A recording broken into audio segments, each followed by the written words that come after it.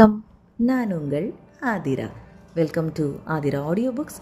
ராதையை கண்டு கொண்ட Kannan season 3 chapter 39 என்ன நடந்ததுன்னு பார்க்கலாமா? ராதிஷா எதிர்பாராத நேரம் திடீரென பதட்டத்துடன் உள்ளே நுழைந்தாள் சுனிதா. அங்கே ஒரு பில்டிங் கொலாப்ஸ் ஆயிடுச்சு. நிறைய பேருக்கு ரொம்ப காயம் பட்டிருக்கு. அநேகமாக இன்னைக்கு இரவு முழுவதும் நமக்கு வேலை இருக்கும் என்று நினைக்கிறேன் என்றாள்.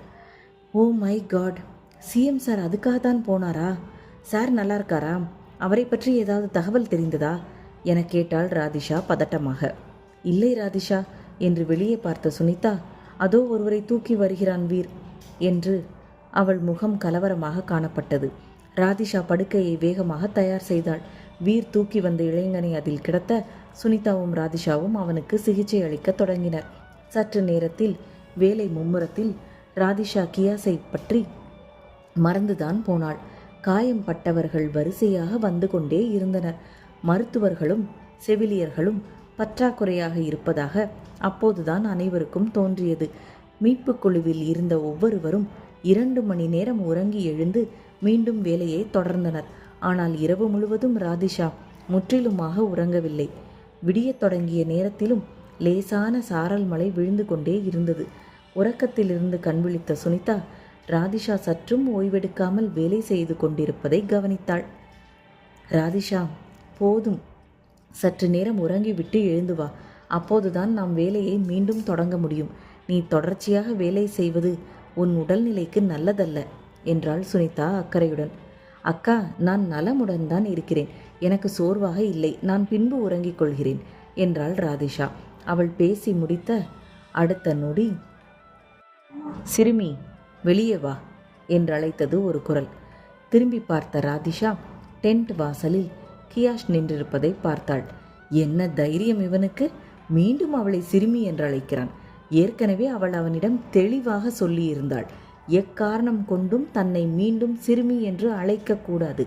அப்படி அழைத்தால் ராதிஷா என்று அழைக்கும் உரிமையை இழந்து விடுவான் என்று. அவள் கோபத்துடன் அவனிடம் சண்டையிட நினைத்த அடுத்த நொடி அருகில் இருந்த ஒரு நோயாளி சிஎம் சார், சிஎம் சார் என அழைக்க அருகில் இருந்த ஒவ்வொருத்தரும் CM sir, CM Kavin Yadav sir என்று கண்களில் கண்ணீருடன் கையெடுத்து கும்பிட்டு அவரை வரவேற்றனர். மக்களின் அழைப்பிற்கு செவிசாய்த்து டென்ட்டுக்குள் வந்த கியாஷ் அங்கிருந்த ஒவ்வொரு நோயாளிகளிடமும் அவரது உடல்நிலை பற்றி விசாரிக்க ஆரம்பித்தான்.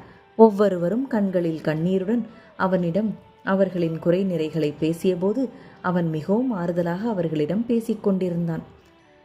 இந்த காட்சியை பார்த்த ராதிஷாவிற்கு ஏனோ சற்று உள்ளுக்குள் கொஞ்சம் பொறாமையாகத்தான் இருந்தது.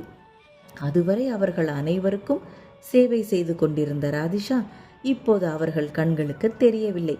அவர்களின் முதல்வர் கவின் யாதவ் மட்டும்தான் அவர்களின் கண்களுக்கு தெரிந்தார்.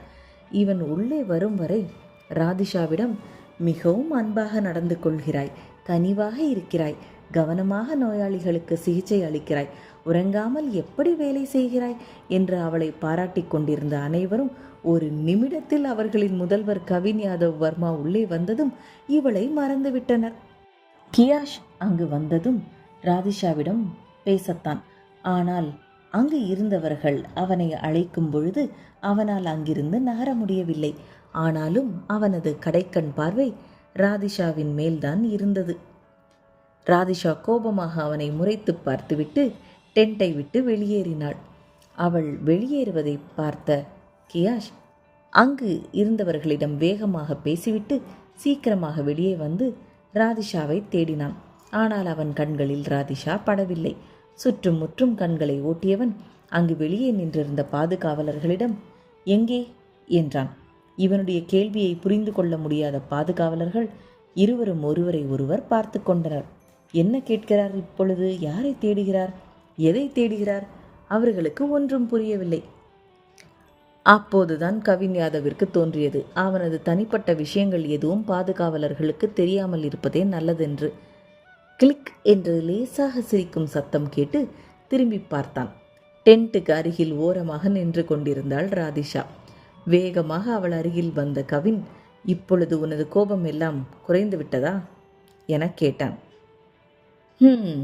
என்ற ராதிஷா வேறு எங்கோ பார்த்தபடி நின்று கொண்டிருந்தாள். சிறுமி, என்னுடன் வா என்று சொல்லிய கவின் வேகமாக முன்னே நடக்க திரும்பினான்.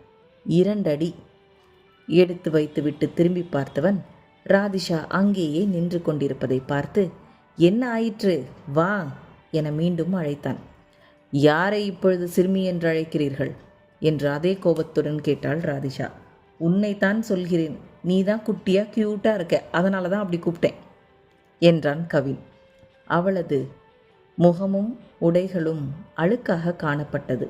ஆனாலும் அவளுடைய கவர்ச்சியான பெரிய கண்கள் அவனை ஈர்த்தது. அதற்கு மேல் அவன் அவளுக்கு எந்த அவகாசமும் கொடுக்கவில்லை. அவள் அங்கிருந்து நகராமல் நின்ற பட்சத்தில் அவளது கைகளை பிடித்து, வா என்னுடன் என்று நடக்க ஆரம்பித்தான். அவன் அப்படி இழுத்துச் செல்லாவிட்டாலும் அவளே அவனது அழைப்பிற்கு வந்திருப்பாள். அவளுக்கு அவனது கைகளுக்குள் தஞ்சம் புக ஆசையாகத்தான் இருந்தது. உடல் முழுவதும் அவ்வளவு வலி, அவ்வளவு வேதனை, அவ்வளவு சோர்வு. அவனது கைக்குள் இருக்கும் பட்சத்தில் இது அத்தனையும் மறந்து, அத்தனையும் அவளை விட்டு நீங்கி அவள் நலமுடனும் பாதுகாப்புடனும் அவனுக்குள் இருப்பாள் என்று அவளுக்கு தோன்றியது. இதை நினைத்த மாத்திரத்தில் அவளது கண்கள் கலங்கியது. அவளது உடலில் ஏதோ மாற்றத்தை உணர்ந்த கியாஷ் ராதிஷாவை திரும்பி பார்த்தான். என்ன ஆயிற்று ராதிஷா என மெதுவாக கேட்டான் கவின். ஆனால் ராதிஷா எந்த பதிலும் சொல்லாமல், குனிந்த தலை நிமிராமல், ஒன்றுமில்லை என்று சொல்வது போல் தலையை மட்டும்தான் ஆட்டினாள். அவளுக்கும் பயம்தான். எங்கு அவள் அழுது விடுவாளோ என்று. அவனுக்கு என்ன புரிந்ததோ, அவர்கள் இருவரையும் நூற்றுக்கணக்கான கண்கள் பார்த்து கொண்டிருப்பதை உணர்ந்தவன் சற்றும் அதை பற்றி கவலைப்படவில்லை. மீண்டும் திரும்பி அவனது டென்ட்டுக்குள் செல்லும் வரை அவன் நிற்கவில்லை.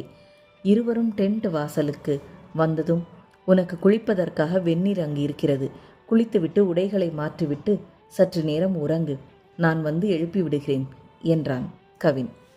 சிஎம் சார், எனக்காகவா இதெல்லாம் ஏற்பாடு செய்தீர்கள் என கேட்டாள் ராதிஷா. ஆமாம் என்றான் கவின். லீடிங் பிஸ்னஸ் மேக்னட் கிருஷ்ணனின் ஒரே மகள், இதுவரை வாழ்க்கையில் எந்த கஷ்டத்தையும் பார்த்திராதவள், அவனுக்காக இங்கு வந்து கஷ்டப்பட்டு கொண்டிருக்கிறாள். அவன் உள்ளே வராமல் அப்படியே அங்கிருந்து திரும்பிச் செல்ல நினைத்த ராதிஷாவிற்கு புரிந்தது. சிஎம் சார், உள்ளே வாங்க, எனக்கு ஒரு ஹெல்ப் மட்டும் பண்ணணும் என்று அழைத்தாள் ராதிஷா. அவள் கேட்டபோது அவனால் முடியாதென்று அவளது கண்களை பார்த்து சொல்ல முடியவில்லை. அவளை பின்தொடர்ந்தான் கவின். உள்ளே நுழைந்ததும் அவனை கட்டி அணைத்து கொண்டாள் ராதிஷா. ராதிஷா, என்ன செய்கிறாய் என கேட்டான் கவின். ப்ளீஸ், நான் என்னுடைய கியாஷை ரொம்ப மிஸ் பண்ணுகிறேன். என்னுடைய கியாஷ் இந்நேரம் என் அருகில் இருந்திருந்தால் அவரது கைக்குள் நான் நிம்மதியாக தஞ்சம் புகுந்திருப்பேன். நீங்கள் மிகவும் அன்பாக என்னிடம் நடந்து கொள்கிறீர்கள். சற்று நேரம் எனக்கு ஆறுதலாக இருங்கள், போதும் என்றாள் ராதிஷா. அவளது அணைப்பை அவனால் தடுக்க முடியவில்லை. கவின் அவளை அணைத்தவாறே முதுகில் லேசாக தட்டி கொடுத்து, எல்லாம் சரியாகிவிடும் ராதிஷா, கவலைப்படாதே என்றான். அவளிடம் இருந்து எந்த பதிலும் இல்லை. அவளது மூச்சுக்காற்று மெதுவாகவும் சீராகவும் இருந்தது. இந்த லவ் ஸ்டோரியில் அடுத்து என்ன நடந்ததுன்னு நெக்ஸ்ட் எபிசோடில் பார்க்கலாம். பாய் வியூவர்ஸ்.